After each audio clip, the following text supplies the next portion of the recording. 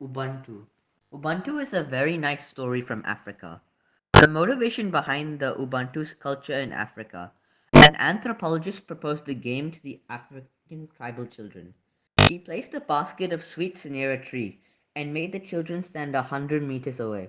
Then announced that whoever reaches first would get all the sweets in the basket.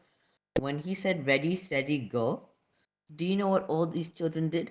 They all held each other's hands, ran together towards the tree, divided the sweets equally among themselves, ate the sweets, and enjoyed it.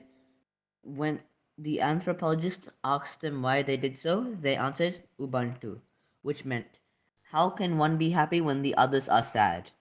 Ubuntu in their language means, I am because we are, a strong message for all generations.